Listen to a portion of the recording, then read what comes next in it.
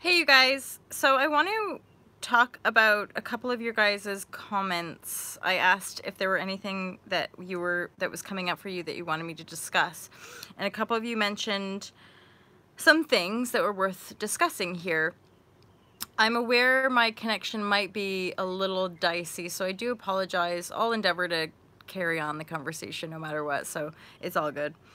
So one of you, John, you asked about like listening to the body and what happens if we don't listen, and that's ultimately where dis-ease comes in, or in old paradigm, like sickness, right? I don't actually really, I endeavor not to use that language because I don't believe our bodies are ever sick. If anything, when we go through that motion of feeling dis-ease in the body, it's a clearing. It's actually on some level the body purging toxicity, or clearing or transforming density. So the more present we can be with the body's sensations, the more we can infuse it with light and love it. And we basically want to be loving the stuff that's clearing out of us as well, like loving it with light, just feeling present with it. And I've really experienced this. We have the power from within ourselves to actually like transform cellular activity in the present moment when we're focused enough, and we can enlighten density in the body on a sensory level.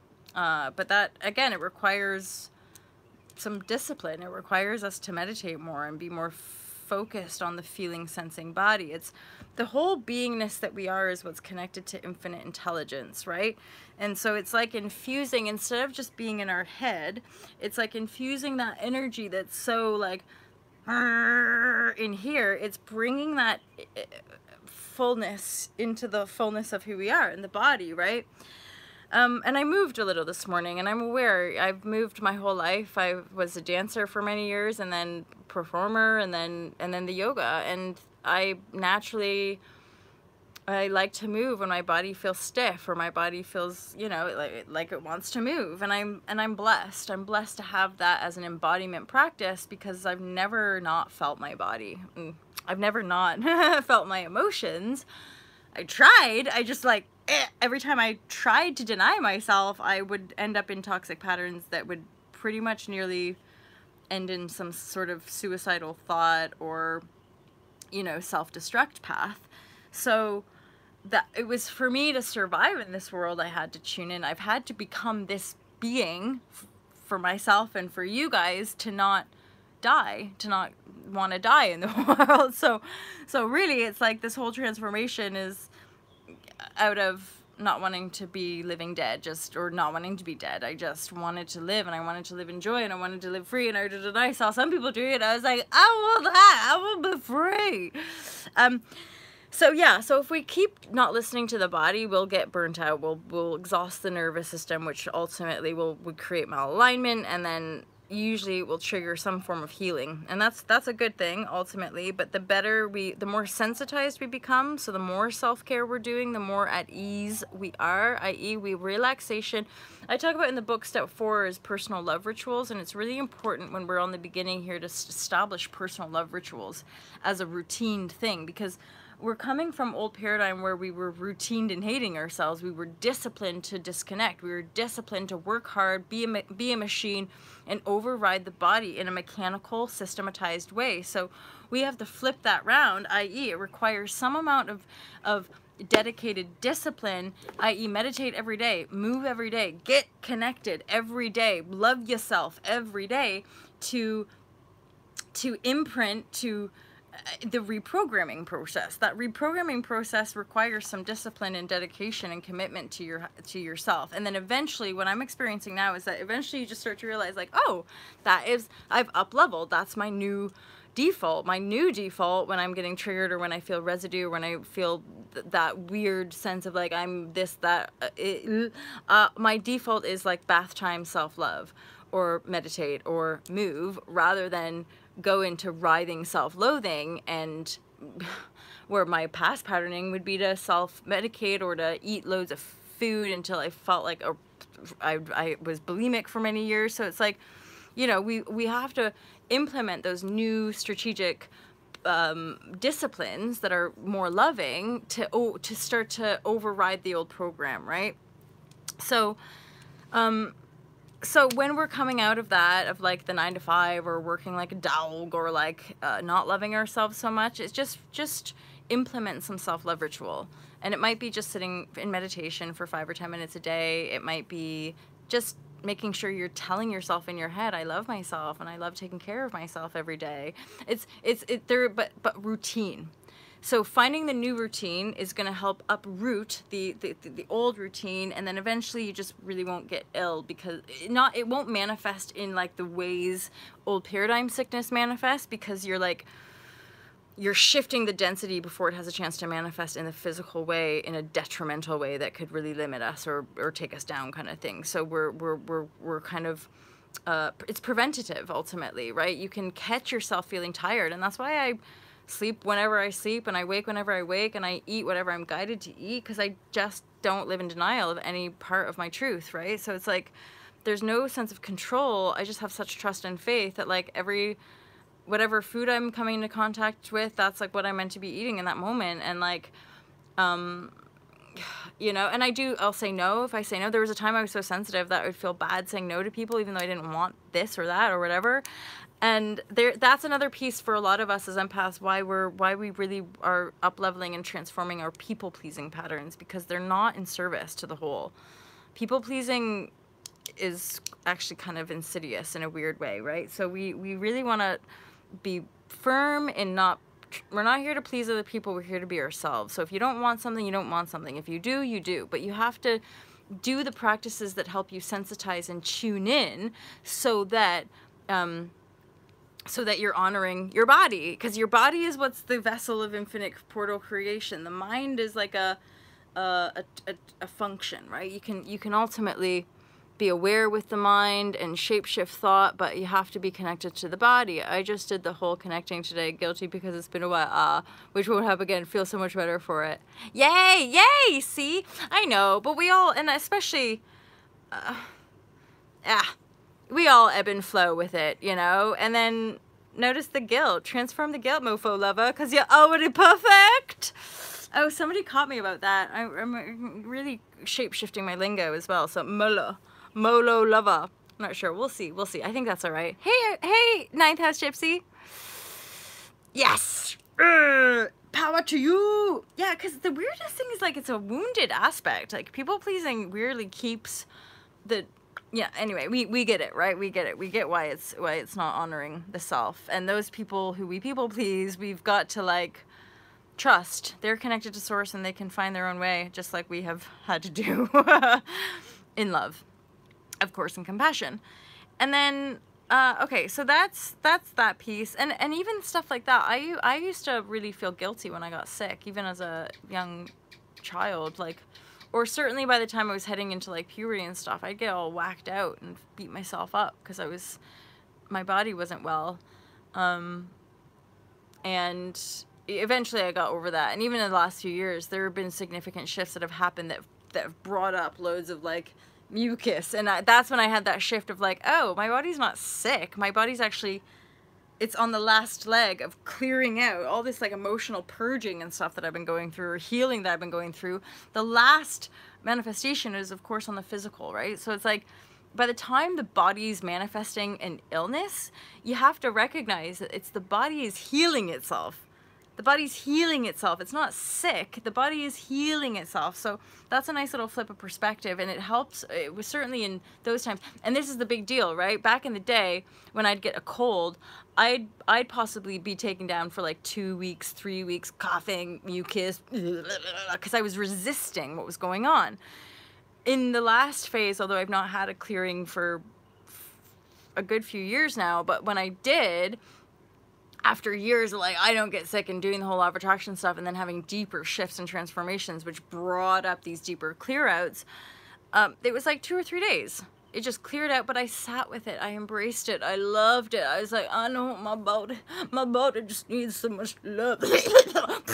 You know, like it was just allowing it to be there. I didn't feel guilty. I didn't feel bad. I didn't resist what was happening to my body. I just let it be there. And bing, I woke up day 3, day 2, whatever. So I was like, oh, it's gone. It's shifted. It's out. Because I'm not resisting it. I'm not making myself feel bad. I'm not feeling guilty about the fact that I'm not a perfect, you know, I failed at the law of attraction, whatever, you know, all of that. So, thanks guys, by the way, I love you. So that's the one question. You got to listen to the bod. The bod is the vessel, and the more you're listening, the more subtle your awareness becomes, which means we can catch underlying trigger and patterns that might not be serving us. We can catch them before they manifest fully. And then in the present moment, even if we're doing stuff that collectively people think are bad, it's really up to us to choose our perception of it. So like anything that, if we're eating chocolate, if you know in your heart that's good for you, if like you're going to have a cigarette, if you're going to have a drink, or if you're going to do something that you would say is like negative, just make sure you're choosing it to be positive. Make sure you know that your body, your vessel, your cosmic consciousness creation is far, far more powerful than anything you see outside of you. The food can't make you fat unless you choose to buy into that program. You know, cigarettes ain't gonna kill you unless you choose to buy into that program. Whatever. You know, you get me? You following the feel-good flow. So yeah, we are miraculous. We are absolutely the healed state if we choose to be that. Often in this awakening, though, we clear stuff out, and that can be the emotional clearing, and it can manifest on the physical.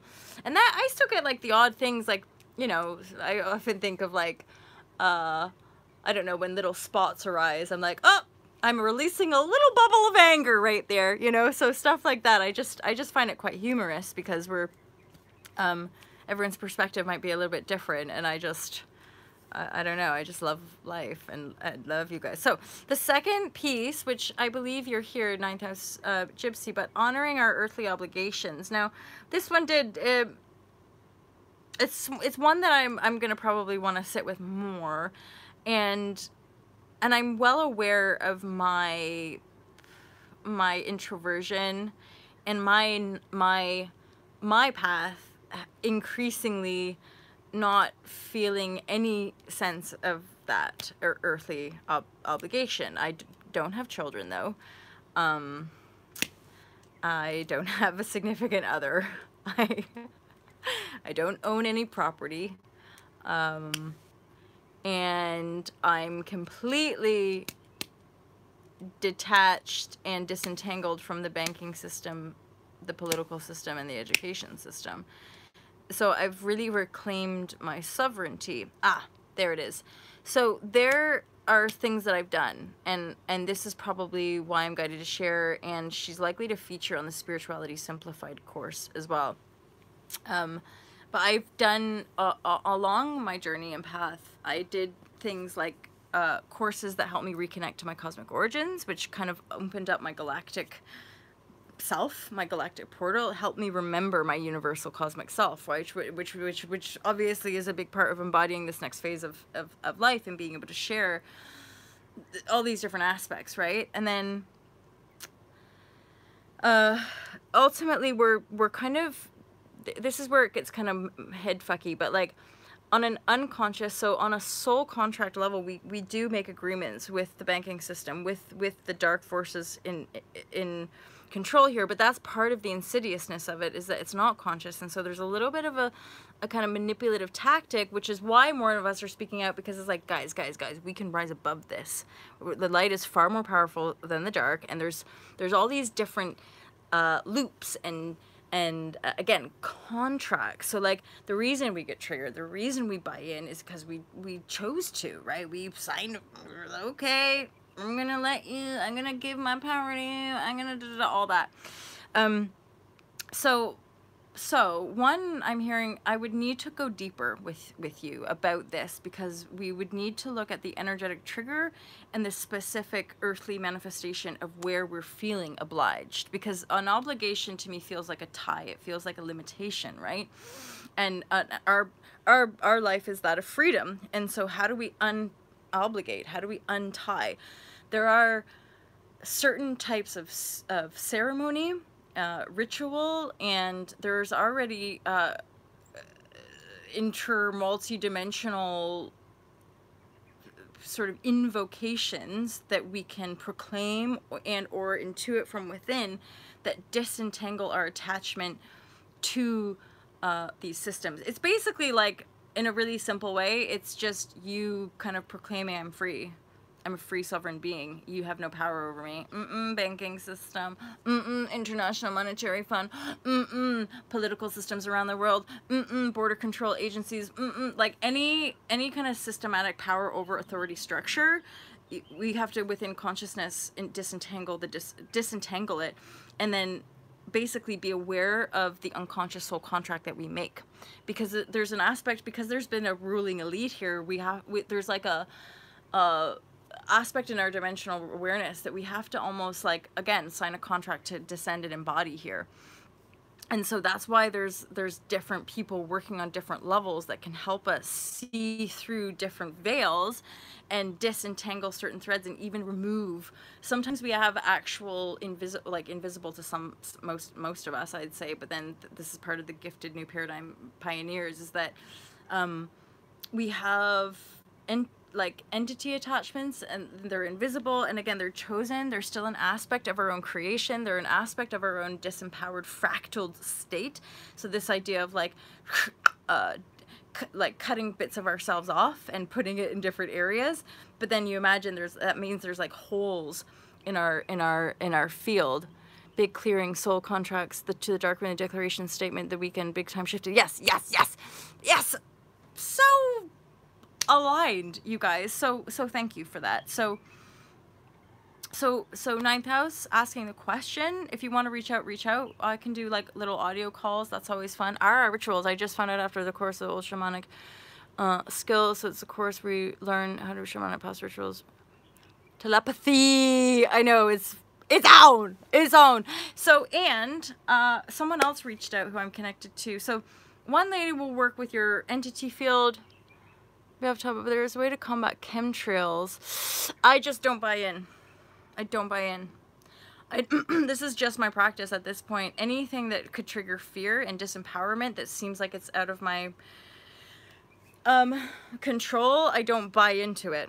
I don't feed it as a fear-mongering tactic. I don't deny it's true for some people.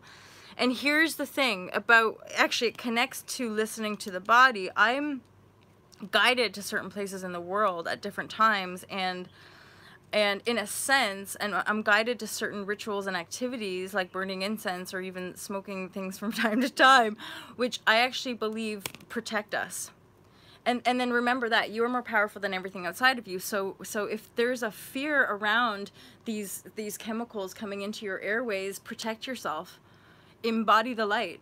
Like, if you feel any distortion in your lungs, if you feel any density in your body, you can, so go within your consciousness and like literally shine it out. See the radiant blue sky. Shine that insidious energy of corruption. Shine that out. Don't, like, see the clear blue sky rather than the chemtrail in your imagination, right? See the powers that think it's okay to do that, see them ousting. Get out! Be gone! I don't buy into the chemtrail either. We are more powerful.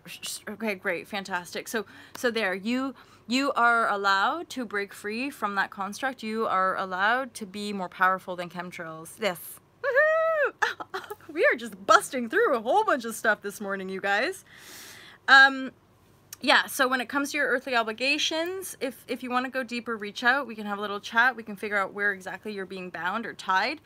And then ultimately, like, each day, each moment is literally just a choice. And that was a continuation of the people-pleasing, and letting go of the people-pleasing was like, wait a minute, I don't even want to do this. Why am I doing it? Oh, obligation. It's like, I don't want it. And like, that's something else. I've worked with clients who've left marriages and sold houses and just upped and left, and their reality, because they're just awakening and suddenly being like, whoa, I don't need to do that for you anymore. Boom, we're done. We can, and this is the thing, it might seem when we're breaking out of the empath people-pleasing tendency, it might seem like we're being harsh, and people will.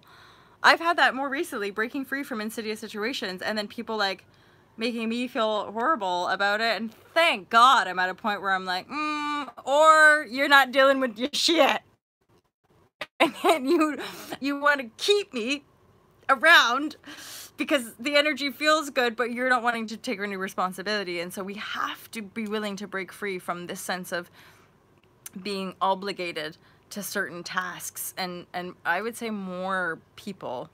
Again, it's pretty apparent that we can energetically disengage and break free from political, government, banking systems to reclaim our sovereignty and know the power and the truth of who we are, and like honor that and then shine that and speak that into existence. Hi, this is why we're here. Speaking new paradigm into existence, speaking new earth and harmony into existence. This is where it's at for sure. Next level, next level. And yet, any attachments that still bind us, they'll keep triggering us until we break free. And obviously, and I this is why I share and shine. I've been helped, and I can reflect and assist, and then I can also share with you who's reflected and assisted me. And ooh, this is like another little piece. I've made contact, or this person has just like come into my reality, as they do. But he's working on the level of language. So his new paradigm role, this is like a farmer who's had awakenings, and now his new paradigm path is, there is YouTube information about this, but it's literally the fact that like the control and domination is like interwoven in the language that we use. we're spelling, right? So all the laws, all of this banking stuff it is corrupted. It is non-sacred. It's like the language and how they format letters and courts and all of that kind of stuff. It's like, I'm not the best person to talk about it, but when he talks about it, it totally reflects an inner knowing in me of like, yep. So more and more like freedom rebels are going to keep rising up, and they're going to have tools for us to like properly, because even our birth certificates and our passports and all of it is linked in to the program of enslavement. And not to make us feel frightened, but we did sell bits of ourselves to come here, but we're disentangling that disempowered program here, because Earth, that's why we're here as well, is that we're here in service to Earth, not the program, right? So we can be thankful for the program, but ultimately we're here to create a new one. And so for some of us, we're going to need the energy healers to help us clear our energy field so that we're not getting hooked back in. And then on the next, on like a physical, and it's funny that for me, the female she was like the invisible, like connected to multi dimensions and stuff. And then it's the masculine energy. He's the one actually going at it in the physical world. So he's now bypassing paying certain taxes, and he's reclaiming. So he's now basically reclaimed his sovereignty in paper form. Yeah, love, love, love to Gaia, to Gaia. Like, that's the only reason we're here, because she's so gorgeous. And that's, most of our awakenings have come from like those profound experiences of like, she's so beautiful. And then we see the hurting of her. We're like, no, what are you doing? About the language and legal stuff, I've researched a bit. Yes, Will. So reach out and I can link you up with him. Ninth house, where are you in the world, hun? Are you in America, or are you here in the UK? Or not here, I'm in Indo, but... Okay, perfect. Email me, molly@altalove.com, or go to the website or whatever. And there's two people in my mind specifically that, okay, USA. It's the same though, because this is the global paradigm, right? So the system is actually a global grid network, and we're the new paradigm grid network. So we're bubbling and shining and helping each other continue to break free, right? Anything else? I think that's it, you guys. I haven't seen John Beatty. Where is he? Maybe he's asleep, actually. But part of this was for him. And then honoring earthly obligations. If we're still getting triggered, yeah, there's ceremony, rituals, and then like actual practical. So all I know is that like this person basically has created this like document and system where it means he is properly his own authority and his own sovereignty, like in paper, and so no country and no institution owns him whatsoever. And he randomly reached out this morning, which is why it's relevant. We haven't spoken in quite a few weeks, and he said, by the way, it's worked. Oh, hey John, there you are. Isn't it funny? There he is. Yay. Oh no, don't be sorry. Oh, sorry, there's another one, you guys. So sorry is a word that means sorrow, and you're not sorry. You're not in sorrow. I now, and people make fun of me for it. Yay! People make fun of me for it, but I So I've replaced now, I don't really use that word anymore unless it's not as true for me, unless I'm actually feeling sorrow for a situation, or if I've, you know, if I've done something and I feel the sorrow. Instead of sorry, I've replaced it with pardon me. So pardon me if we've bumped into someone, or, oh, pardon me, you know, it's okay. Pardon my bumping into you. I'm asking for a pardon or apologies. You know, it's fair to make apologies or whatever, but because it's even worse in the UK, but they're like everyone, and there was a point, I remember working with somebody who literally, like, everything, she just kept, oh, I'm sorry, sorry, sorry, sorry, sorry, sorry, and it was almost like, whoa. Oh, good. Yeah, I'm gonna send you more photos the Canadian way. So basically, and that's another level of our spelling disempowerment, right? Of how the colloquial language we use is often interwoven in how we're disempowered. Because in another level, it's like, it's when someone's saying it that much, like, I'm sorry for da-da-da, I just got this sense of like, oh my God, sorry for sorry. But for this situation, I was like, it was almost like this deep sense, and this is like the deeper side of it, but like this woman that I was working with, it was like she was sorry to even just be alive, you know, like there was so much going on energetically, and such a, you know, so much compassion there, but like, and again, this I would say that's fairly normal, like just that deep sense of like, we don't even feel like we belong. Sorry, like we don't belong here, right? La la la la la, and I like it. Pardon me. Pardon me? I know. Yay! Good. Okay, so pardon me is a nice one, right? It feels, I love using it as well. Oh, look at everyone is here. I think this is just whack sometimes, but I do love it when I'm like, heart love, and like, I feel like I'm doing something from Friends when like Ross is going like this. But it's a nice thing. Okay, so we have the kind of invisible, infinite, etheric soul contract revocation stuff. That's what I'm talking about. Soul contract revocation. I'll put you in touch with Soul Directed Sovereignty. She can help. Possibly do it online for you as well. Or, I mean, guys, we're sovereign creators. You can do it for yourself. And then Silver Serpent, you're here. You just did one, right? So you guys can also chat and share, and Silver Serpent might be able to help you do that in your own way as well. And then deeper still with the earthly obligations, I've got Justin's coming through. His thing worked, so he's reclaimed his sovereignty in paper, which means we're no longer our soul in no way has been given to the old paradigm, to the system. We're completely in our integrity, and nothing about our beingness is enslaved anymore. Because you could say, like, even such a way of me having a birth certificate and a passport, and that, like, access to travel, and that is like, they're still keeping tabs, you know, there's still an aspect of like being watched, or being under the rule of that, where this person I'm referring to has actually like he took back his, when we get imprinted at birth and are given a birth certificate, he took that back and has reclaimed his sovereignty. Anyway, I'm not talking in any way that I want you guys to really hook into yet, because he's only reached out today after a bit of time apart, and so I wanted to have more discussions with him, even maybe do a live share with him and you guys, for him to talk more about what he's doing, because I think he can help a lot of people, actually. I had the vision when I was working with him, I kept having the vision of him just being like at a desk, and the queues, like people were lining up to basically have him fill out these forms for him. And it's like a birth certificate, but like in adult form, it's like, hello, limitless love. You have to put your fingerprint, your signature. It's legit. It's like proper, like, you don't own me, world. I own me, and I choose to be here, and I'm a sovereign being.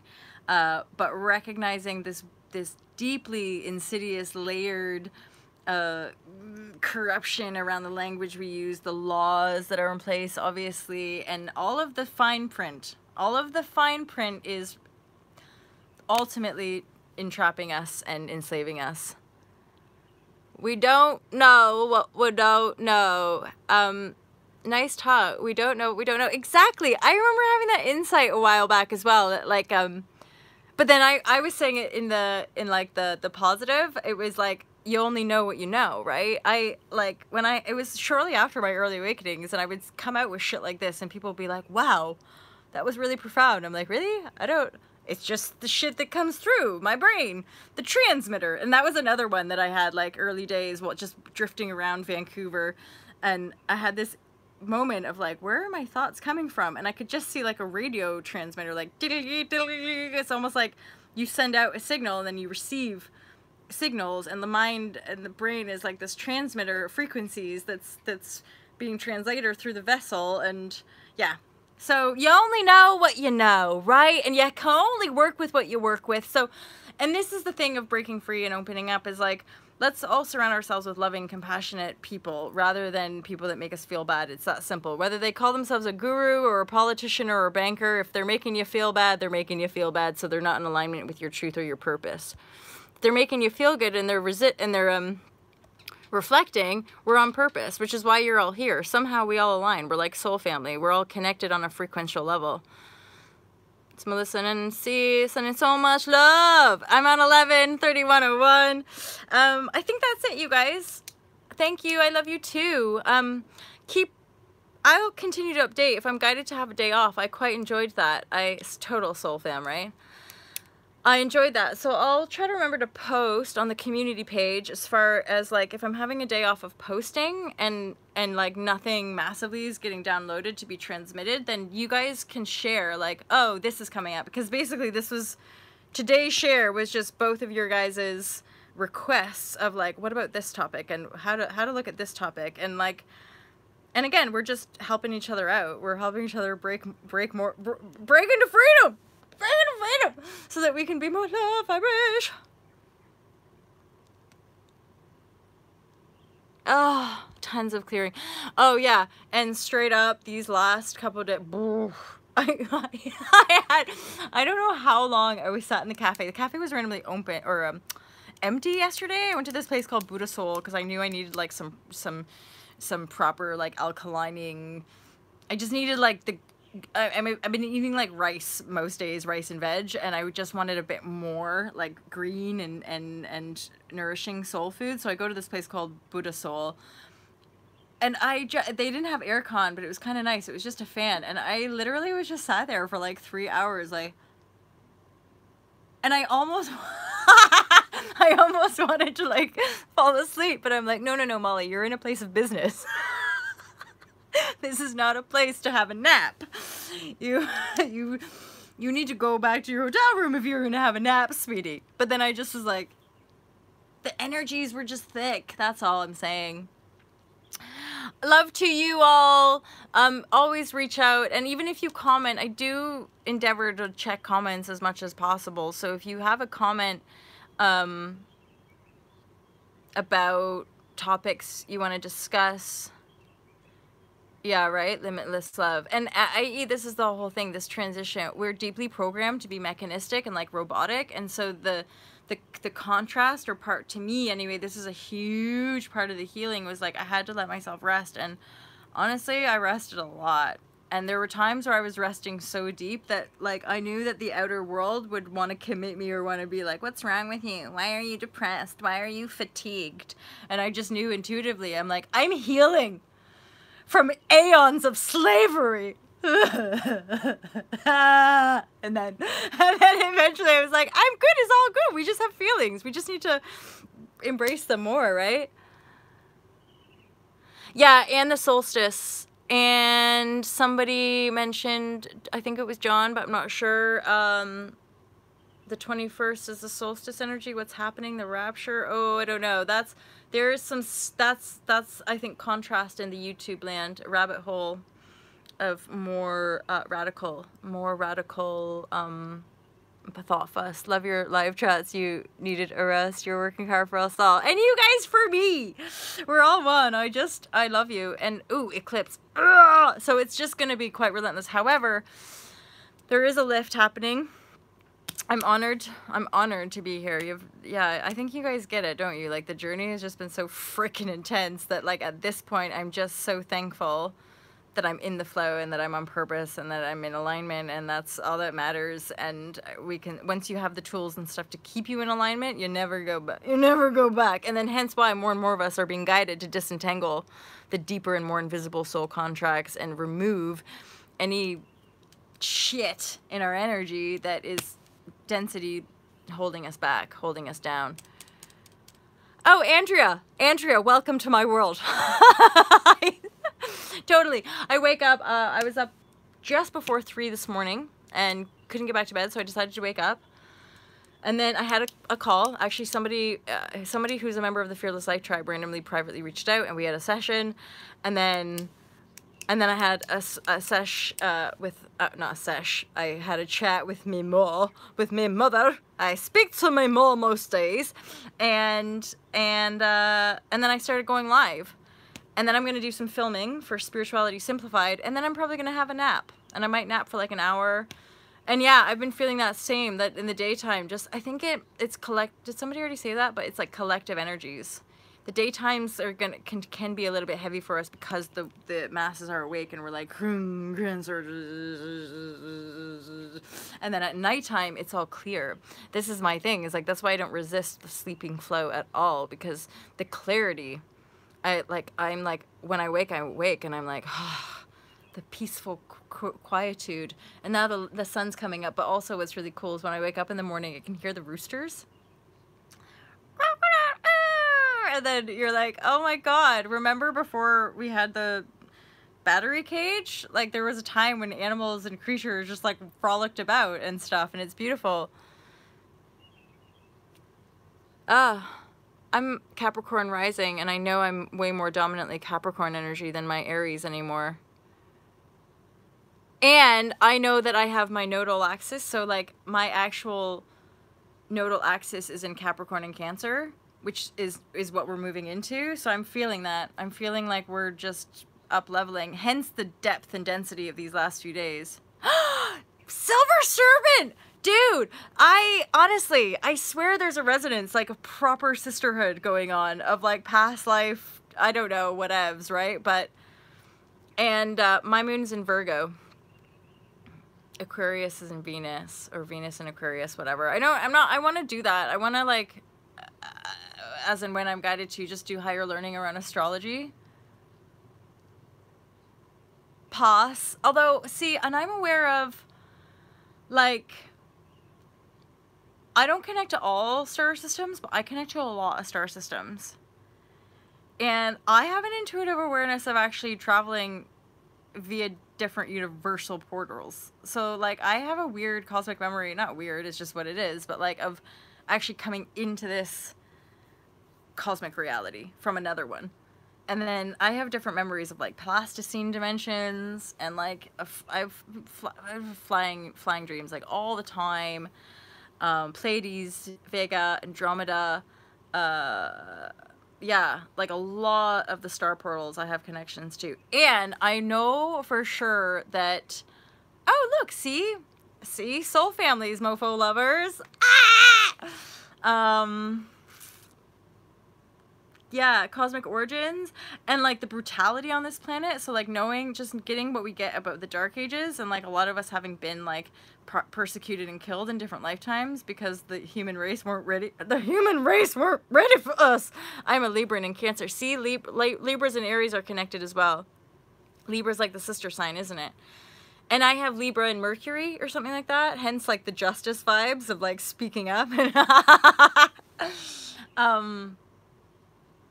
So like I'm pretty aware that like my last incarnation, yeah, 7 sisters, dude. That's why I got this 7 stars on my ankle, because I kept getting the signs of the 7 sisters, and I know I've had channels. I've had definite connection and visions and of the Pleiades and Pleiadians coming, the justice vibe for sure, right?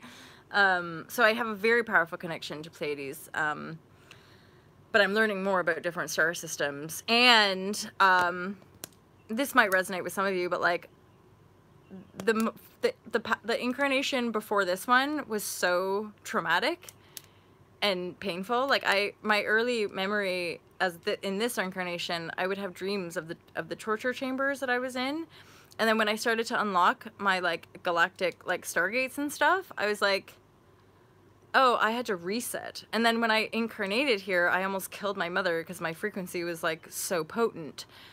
She died on like during pregnancy, and then she remembers coming to, and like some nurse or something was like, you've got a child who really wants to be born, because she was dead. She was clinically dead for a little while. Yay. Thank God she didn't die, because she's also one of us, right? So, and she's been my greatest teacher for following the intuitive flow. So yeah, so it was so dark and like energetically painful for my beingness and my soul. It was, that I had to go back to the Pleiades. For some reason I think it was Sirius though, but I don't really that much. Like I don't resonate hardcore, but I might have gone back there to reset. But either way, I went back, let's say just say the Pleiades, because that's where I connect with more, to reset my soul basically.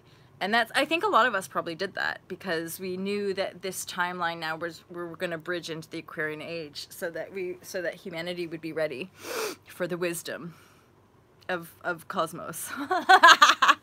and really we're just in service to Earth ultimately, and Earthlings can choose, right?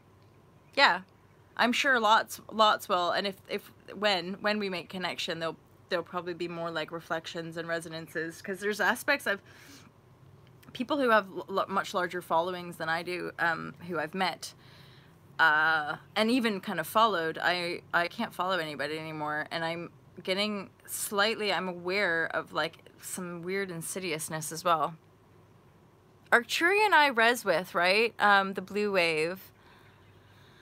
It's just the light beings. When I'm in deep healing states, I often see them around me. They come and they kind of like hold my hand or like help with the healing. Sometimes they're around me, or in deep meditation.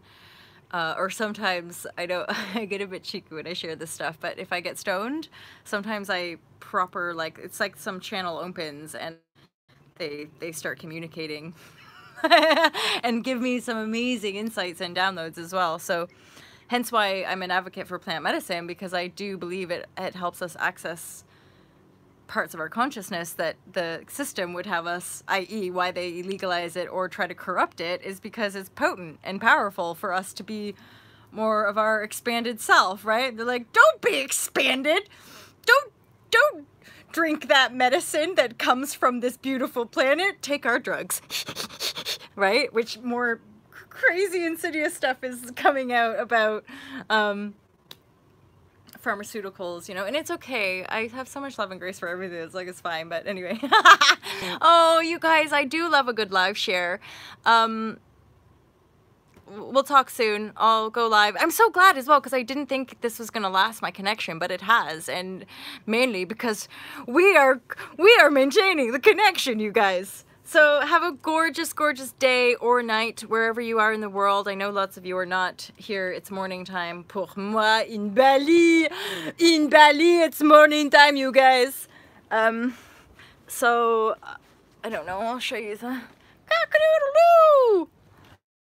Ooh, hello there. See, it's like proper sunshine. Sunshine, lollipops, and rainbows. Da, da, da. So here we are. Have a gorgeous day, you guys. I love you from Bali, from New Earth, and I'm so excited to continue this wild, epic ride with you.